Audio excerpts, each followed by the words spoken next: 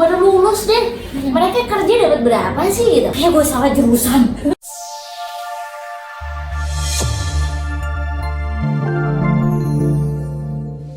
Hai Sobat Semanggi University. Senang sekali kali ini kita bertemu kembali dengan teman-teman di Kocok Jalan. Dan spesialnya kali ini Ayah ditemani sama teman-teman yang super hebat. Ada Kak Anggi di sebelahku. Hai. Dan di sebelah Kak Anggi ada Mas Baki. Halo. Luar biasa ya, vibes positifnya semoga nyampe ke teman-teman Semanggi University yang selalu Betul. standby buat nungguin video-video kita. Betul. Nah, kali ini kita bakal ngebahas hal yang sangat menarik. Tapi sebelum kita kasih tahu ke teman-teman, aku bakal colek-colek dulu nih sama Mbak Andi sama Mas Bakis. Ya. Jawab secara cepat pertanyaan dari aku. Mbak Anggi, teman-teman mengenal Mbak Anggi sebagai orang yang cerewet. Oke. Lanjut. Teman-teman mengenal Mas Bagi sebagai orang yang lucu. Mau di sekolah mau di mana nggak perlu itu saya. Oke. Semoga itu ya tadi adalah labeling dari teman-teman ketika dikenali sama teman-teman kantor, teman-teman tongkrongan. Betul. Benar ya.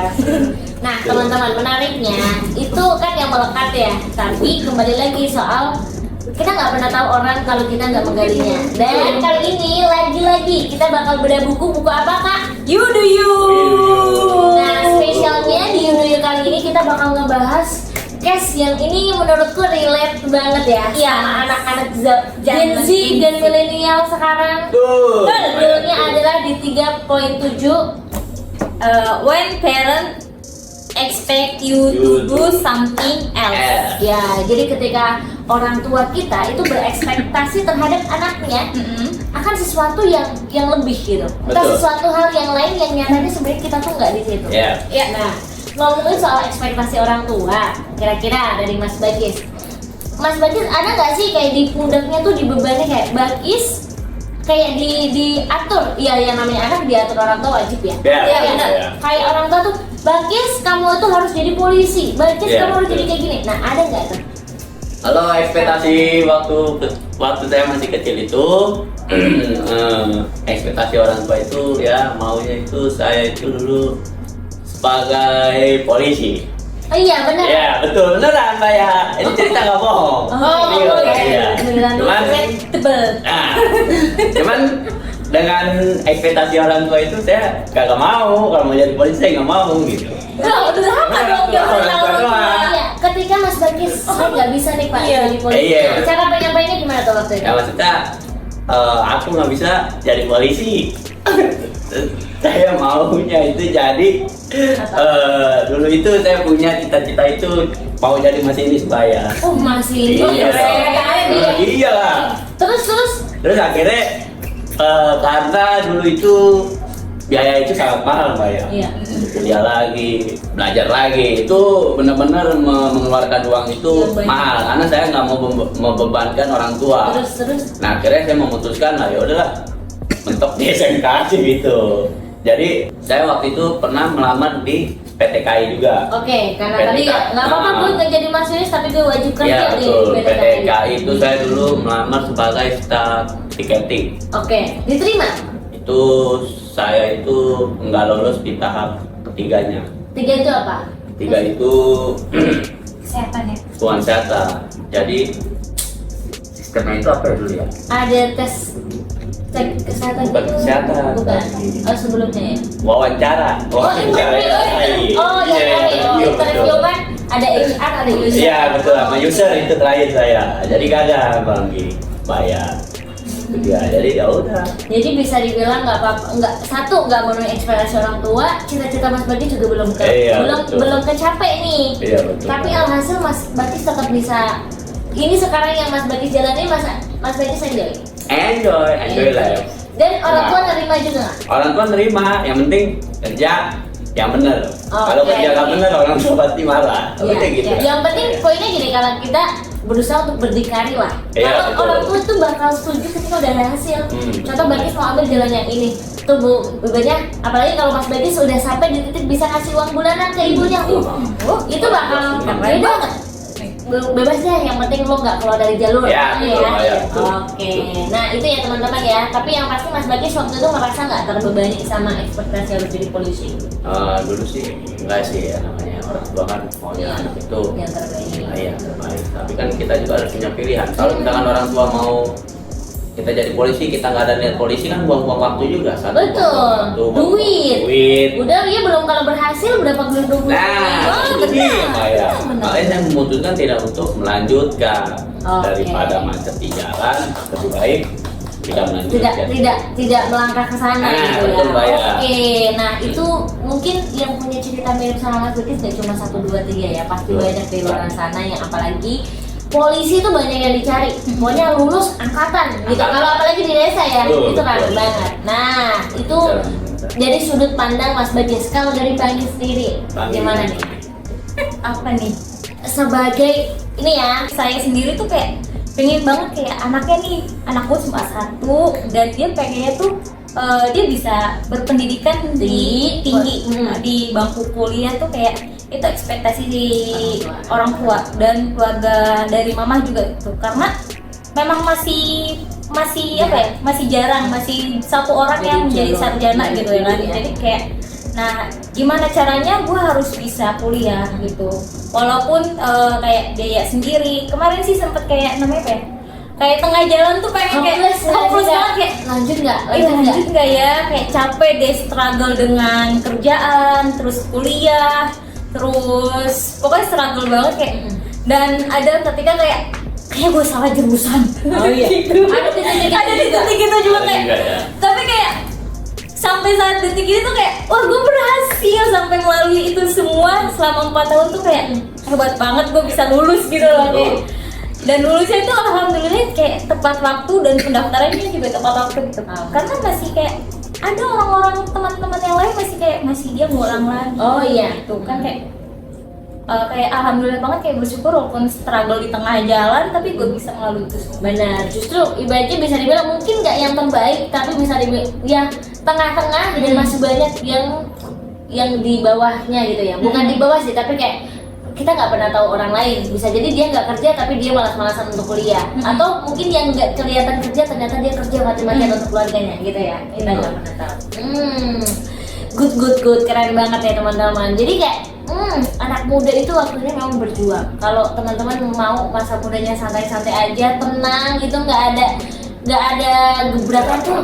Eman-eman bisa. Kalau eman-eman bahasa Indonesia apa? Kasihan waktunya.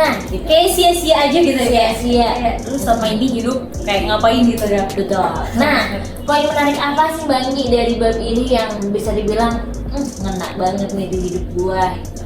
Ngomongin soal ekspektasi. Tadi kan udah ada info dari Mas Bagis sama Mbak Gi. Saya sendiri jujur bersyukur dikaruniai orang tua yang nggak pernah nuntut. Itu satu.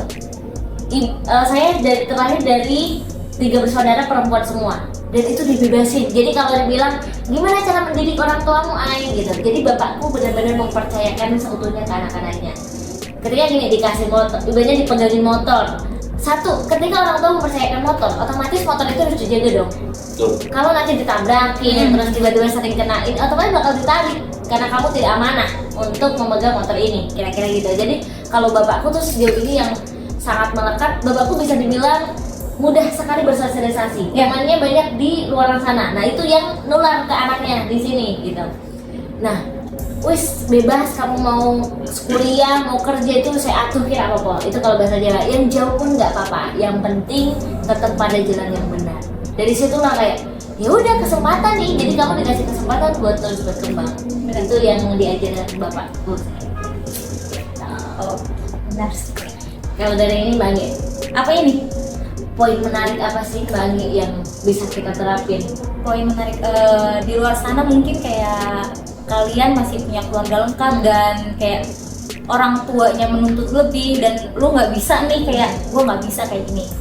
Lu jangan nyalahin orang tua lu, jangan benci orang tua lu. Itu pun apa ya, gue yakin sih semua orang tua itu mau Yang terbaik nggak ada kayaknya orang tua mau menjerumuskan. iya, nggak ada. jadi tuh kayak selagi lu masih punya orang tua lengkap ya kan. Ya jadi kayak jangan jangan berpikiran negatif terhadap orang tua. Itu poin yang saya ingin sampaikan. Betul, dan ini lagi-lagi soal ngomong contoh anak perantauan yang bisa dibilang kadang bapak ibu tuh nelpon aja kita nggak sempet angkat, Iya. atau sekadar nanya kabar aja kita nggak pernah. Itu coba ditanya-tanya ke dirinya, kita lahir dari siapa? Karena satu momen ketika saya ngobrol sama teman saya, waktu itu kisah sih, pulanglah, mumpung masih ada. Jadi teman-teman, kita tuh cari apa sih? Cari kebahagiaan untuk apa sih? Untuk ngebahagiain orang tua juga.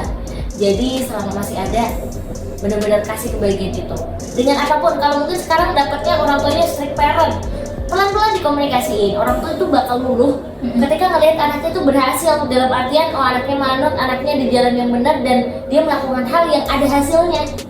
Itu pasti orang tuanya nggak akan tuntut gitu sih. Jadi gimana lagi kembali untuk cara ngomonginnya, karena ada Kak satu momen orang tuanya itu thinking itu idealis. Jadi kalau harus ngomong harus by case, by data, harus jelas. Anaknya juga idealis.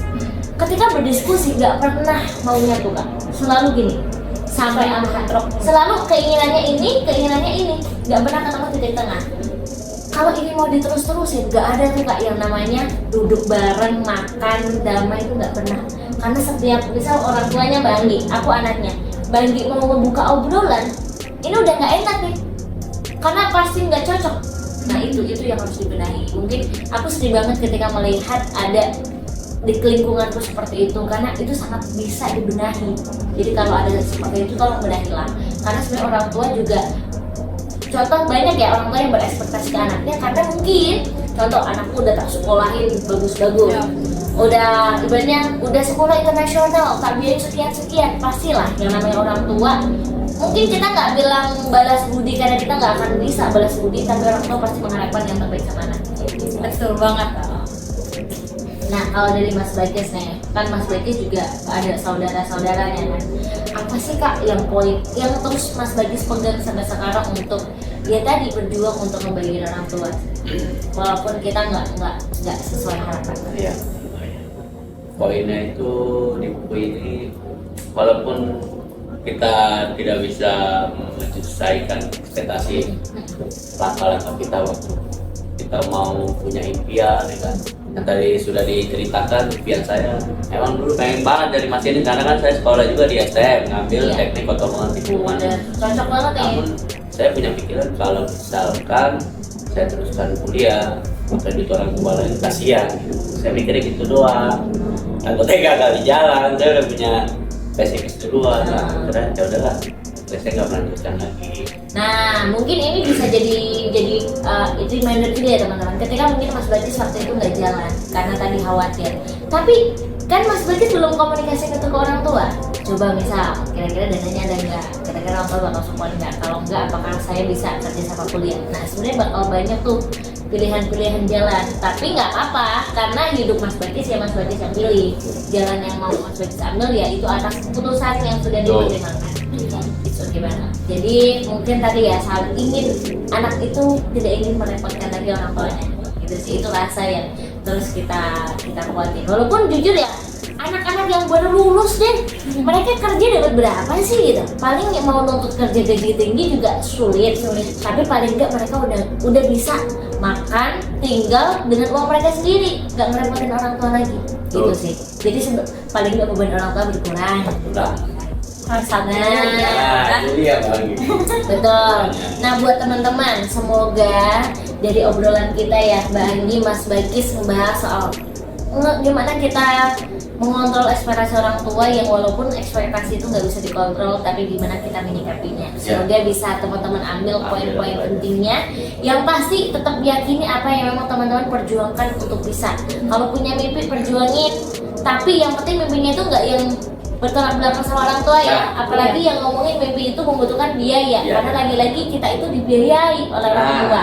Kecuali teman-teman udah nggak butuh uang orang tua itu nggak apa-apa banget, tapi tetap harus atas ridho orang tua.